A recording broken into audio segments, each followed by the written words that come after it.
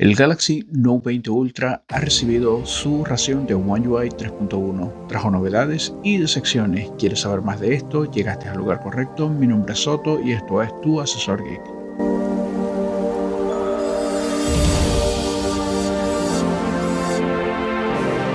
La primera novedad que nos encontramos es que el Samsung Daily fue reemplazado por el Samsung Free, el cual tenemos disponible canales de televisión, feeds de noticias y un acceso a una selección de minijuegos instantáneos. La segunda novedad es el modo de filtro de luz azul. Ahora pasa a llamarse protector de la vista y tiene dos opciones, las cuales permite usar adaptable, que ajusta automáticamente los colores de la pantalla en función de la hora del día.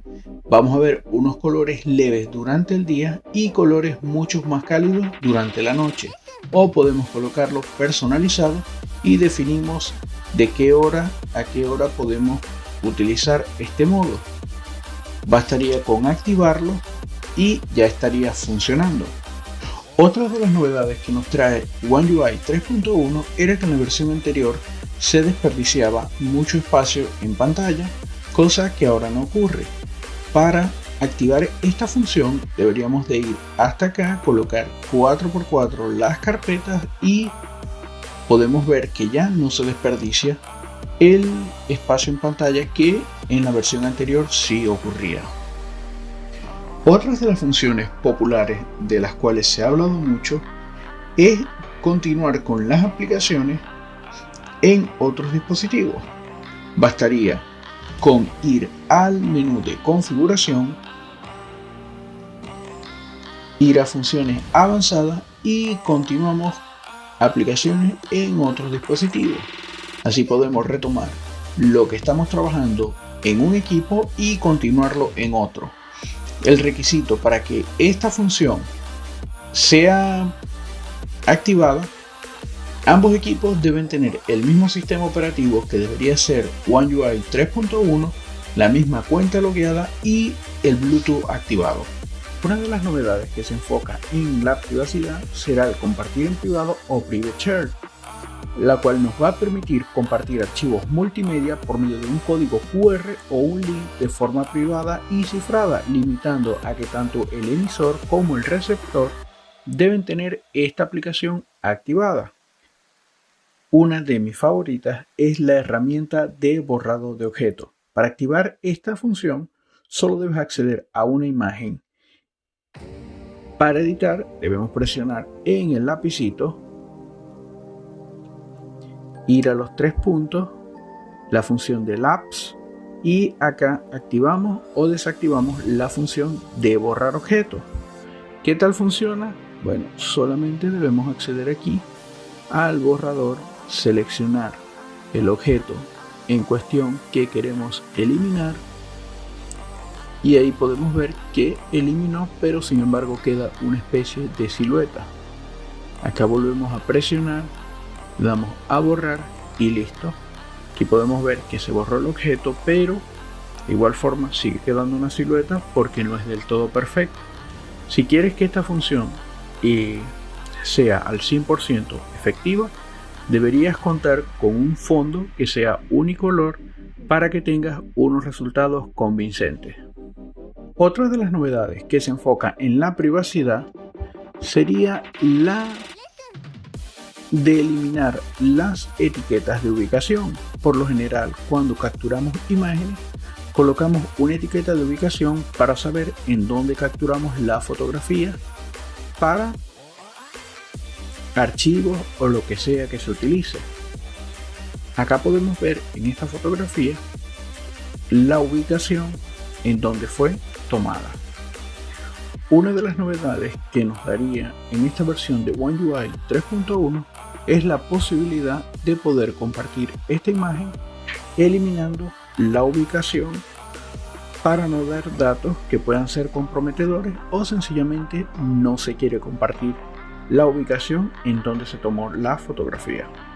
Otra de las novedades que nos trae esta actualización es la posibilidad de eliminar esta tira de películas que a muchas personas les incomoda. ¿Cómo podemos hacer eso? Fácilmente vamos acá a la parte del menú principal, vamos a ajuste, nos vamos a cerca de galería, le damos varias veces y acá debería de aparecer un aviso en donde nos notifique que se ha habilitado el menú secreto, que es el Gallery Labs. Bastaría con que desactivemos esta función de acá. Nos vamos ahora, cerramos la aplicación de galería, volvemos a acceder y ya no aparece lo que es la tira de película. Otra novedad que trae en cuanto a multimedia se refiere es que el optimizador de video ahora se llama brillo de video, trayendo consigo otra función más. Para acceder a ello vamos a funciones avanzadas y vamos hasta brillo del video, seleccionamos en normal o luminoso y acá podemos habilitar lo que son las aplicaciones que permitirán que el nuevo modo luminoso o el regular normal se puedan ver en el contenido multimedia que reproduzca. Hablemos ahora de las novedades que trajo lo que es la parte de la cámara. ¿Qué fue lo que cambió? Primero vamos a hablar de lo que es la toma única, que ahora nos permite seleccionar qué es lo que queremos y no queremos al momento de hacer una captura usando esta función de toma única. Otra de las novedades que trajo consigo es la posibilidad de utilizar en el modo profesional lo que es un micrófono USB, Bluetooth, o podemos utilizar los dos al mismo tiempo para poder obtener una mejor calidad de audio y video. Continuando con el apartado de cámara, podemos ver que ahora podemos cambiar la resolución de los videos desde el mismo visor, pudiendo seleccionar la tasa de cuadros por segundo y la resolución que queremos. Podemos cambiar de manera más fácil sin tener que acceder como era anteriormente al menú incorporado que se hacía por acá. Un dato curioso es que el enfoque dinámico, que solía llamarse así, ahora pasa a ser retrato, y el video dinámico pasa a llamarse video retrato. Es curioso porque durante mucho tiempo se llamó enfoque dinámico, pero ahora se llama modo retrato. No cambia su función, sigue siendo el mismo, sigue cumpliendo el mismo rol que ha venido haciendo hasta ahora, solo que con un nombre diferente. Es todo por este video. Si te gustó, regálame un like, comparte con tus amigos, suscríbete a este canal para recibir contenido de los videos que hago para ti. Por eso debes activar la campanita. Hasta la próxima.